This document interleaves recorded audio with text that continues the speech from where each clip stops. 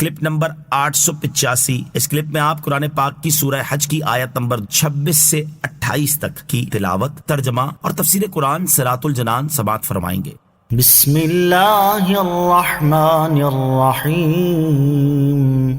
ترجمہ، اللہ کے نام سے شروع جو نہایت مہربان رحمت والا ہے۔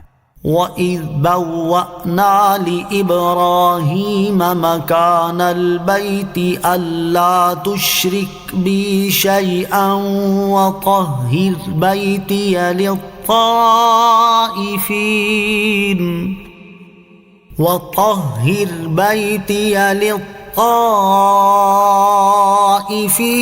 وَالْقَائِمِينَ وَالرُّكَّعِ السجود۔ ترجمہ، اور یاد کرو جب ہم نے ابراہیم کو اس گھر کا صحیح مقام بتا دیا اور حکم دیا کہ میرے ساتھ کسی کو شریک نہ کرو، اور میرے گھر کا طواف کرنے والوں اور قیام کرنے والوں اور رکوع سجدہ کرنے والوں کے لیے خوب صاف ستھرا رکھو۔ وَإِذْ بَوَّأْنَا لِإِبْرَاهِيمَ مَكَانَ الْبَيْتِ، اور یاد کرو جب ہم نے ابراہیم کو اس گھر کا صحیح مقام بتا دیا۔ کعبہ معظمہ کی عمارت پہلے حضرت آدم علیہ السلام نے بنائی تھی، اور جب حضرت نوح علیہ السلام کی قوم پر طوفان آیا تو اس وقت وہ آسمان پر اٹھا لی گئی۔ پھر جب حضرت ابراہیم علیہ السلام کو کعبہ شریف کی عمارت دوبارہ تعمیر کرنے کا حکم دیا تو اللہ تعالیٰ نے اس کا مقام بتانے کے لیے ایک ہوا مقرر کی، جس نے اس کی جگہ کو صاف کر دیا جہاں پہلے کعبہ معظمہ کی عمارت موجود تھی۔ اور ایک قول یہ ہے کہ اللہ تعالیٰ نے ایک بادل بھیجا جو خاص زمین کے اس حصے کے اوپر تھا جہاں پہلے کعبہ معظمہ کی عمارت تھی۔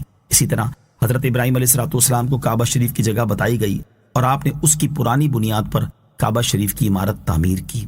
اللہ تشرک بی شیئا، اور حکم دیا کہ میرے ساتھ کسی کو شریک نہ کرو۔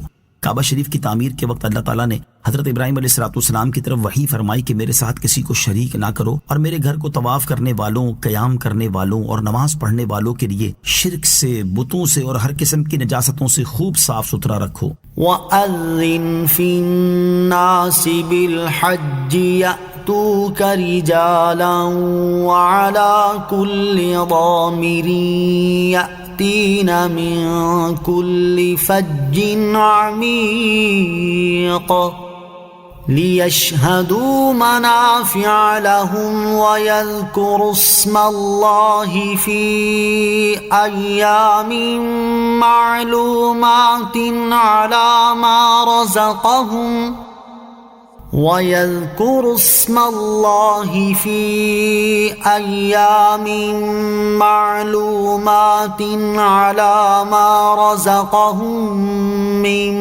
بَهِيمَةِ الْأَنْعَامِ فَكُلُوا مِنْهَا وَأَطْعِمُوا الْبَائِسَ الْفَقِيرَ۔ ترجمہ، اور لوگوں میں حج کا عام اعلان کر دو، وہ تمہارے پاس پیدل اور ہر دبلی اونٹنی پر سوار ہو کر آئیں گے جو ہر دور کی راہ سے آتی ہیں، تاکہ وہ اپنے فوائد پر حاضر ہو جائیں اور معلوم دنوں میں اللہ کے نام کو یاد کریں، اس بات پر کہ اللہ نے انہیں بے زبان مویشیوں سے رزق دیا تو تم ان سے کھاؤ اور مصیبت زدہ محتاج کو کھلاؤ۔ وَأَذِّن فِي النَّاسِ بِالْحَجِّ، اور لوگوں میں حج کا عام اعلان کر دو۔ کعبہ شریف کی تعمیر کے بعد حضرت ابراہیم علیہ السلام کو حکم دیا گیا کہ اب لوگوں کو میرے گھر آنے کی دعوت دو۔ چنانچہ حضرت ابراہیم علیہ السلام نے ابو قبیس پہاڑ پر چڑھ کر جہان کے لوگوں کو ندا کر دی کہ بیت اللہ کا حج کرو۔ جن کی قسمت میں حج کرنا لکھا تھا انہوں نے اپنے باپوں کی پشتوں اور ماؤں کے پیٹوں سے جواب دیا، لبیک اللہم لبیک، یعنی میں حاضر ہوں، اے اللہ میں حاضر ہوں۔ حضرت حسن رضی اللہ تعالیٰ عنہ کا قول ہے کہ اس آیت اذن میں رسول کریم علیہ السلام کو خطاب ہے۔ چنانچہ حجۃ الوداع میں آپ علیہ السلام نے اعلان کر دیا اور ارشاد فرمایا کہ اے لوگو، اللہ عز و جل نے تم پر حج فرض کیا تو حج کرو۔ یأتوک رجالا، وہ تمہارے پاس پیدل آئیں گے، یعنی جب آپ لوگوں میں حج کا اعلان کریں گے تو لوگ آپ کے پاس پیدل اور ہر دبلی اونٹنی پر سوار ہو کر آئیں گے جو دور کی راہ سے آتی ہیں اور کثیر سفر کرنے کی وجہ سے دبلی ہو جاتی ہیں۔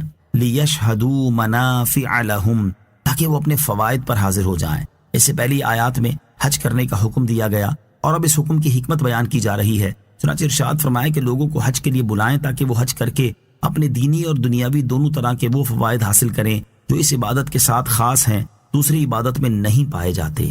حج کا دینی اور دنیاوی فائدہ، حج کرنے والے کو دینی فائدہ تو یہ حاصل ہوتا ہے کہ اللہ تعالیٰ اس کے گناہ بخش دیتا ہے اور وہ گناہوں سے ایسے پاک ہو کر لوٹتا ہے جیسے اس دن گناہوں سے پاک تھا جب وہ ماں کے پیٹ سے پیدا ہوا تھا۔ چنانچہ حضرت ابو ہریرہ رضی اللہ تعالیٰ عنہ سے روایت ہے، حضور اقدس علیہ الصلوۃ والسلام نے ارشاد فرمایا، اور یہ بخاری شریف کی حدیث ہے، کہ جس نے اللہ تعالیٰ کی رضا کے لیے حج کیا اور حج کے دوران کوئی فحش کلام کیا نہ فسق کیا تو وہ گناہوں سے ایسے پاک ہو کر لوٹے گا جیسے اس دن تھا جب وہ ماں کے پیٹ سے پیدا ہوا۔ ترمذی شریف کی حدیث حضرت عبداللہ ابن مسعود رضی اللہ تعالیٰ عنہ سے روایت ہے، حضور پر نور علیہ الصلوۃ والسلام نے ارشاد فرمایا، حج و عمرہ محتاجی اور گناہوں کو ایسے دور کرتے ہیں جیسے بھٹی لوہے، چاندی اور سونے کے میل کو دور کر دیتی ہے، اور حج مبرور کا ثواب جنت ہی ہے۔ اور دنیاوی فائدہ یہ ہے کہ حج کے دنوں میں لوگ تجارت کر کے مالی نفع بھی حاصل کرتے ہیں۔ وَيَذْكُرُ اسْمَ اللَّهِ فِي أَيَّامٍ مَّعْلُومَاتٍ، اور معلوم دنوں میں اللہ کے نام کو یاد کریں۔ اللہ تعالیٰ کا نام یاد کرنے سے مراد یہ ہے کہ اللہ تعالیٰ نے حج کرنے والوں کو جو بے زبان مویشیوں، اونٹ، گائے، بکری اور بھیڑ کے ذریعے رزق دیا، انہیں ذبح کرتے وقت ان پر اللہ تعالیٰ کا نام لے۔ یا اس سے مراد یہ ہے کہ اللہ تعالیٰ نے حج کرنے والوں کو جو بے زبان مویشیوں، اونٹ، گائے، بکری اور بھیڑ سے رزق دیا، اس نعمت پر وہ اللہ تعالیٰ کی حمد اور شکر کریں اور اس کی پاکی بیان کریں۔ معلوم دنوں سے کیا مراد ہے؟ اس کے بارے میں دو قول ہیں۔ نمبر 1، ان سے ذی الحجہ کے 10 دن مراد ہیں۔ یہ حضرت علی المرتضیٰ، حضرت عبداللہ ابن عباس، حضرت حسن اور حضرت قتادہ رضی اللہ تعالیٰ عنہم کا قول ہے، اور یہی امام اعظم ابو حنیفہ رضی اللہ تعالیٰ عنہ کا مذہب ہے۔ نمبر 2، معلوم دنوں سے قربانی کے دن مراد ہیں۔ یہ حضرت عبداللہ ابن عمر رضی اللہ تعالیٰ عنہما کا قول ہے، اور امام ابو یوسف اور امام محمد رحمۃ اللہ تعالیٰ علیہما بھی اسی کے قائل ہیں۔ فَكُلُوا مِنْهَا، تو تم ان سے کھاؤ۔ دور جاہلیت میں کفار حج کے موقع پر جو جانور ذبح کرتے تھے ان کا گوشت خود نہیں کھاتے تھے۔ اس آیت میں ان کا رد کیا گیا اور مسلمانوں کو حکم دیا گیا کہ تم حج کے دنوں میں جو جانور ذبح کرو اس کا گوشت خود بھی کھاؤ اور محتاج فقیروں کو بھی کھلاؤ۔ صلو علی الحبیب صلی اللہ تعالی علی محمد صلی اللہ تعالی وسلم۔ مجھے اپنی اور ساری دنیا کی لوگوں کی اصلاح کی کوشش کرنی ہے انشاءاللہ عز و جل۔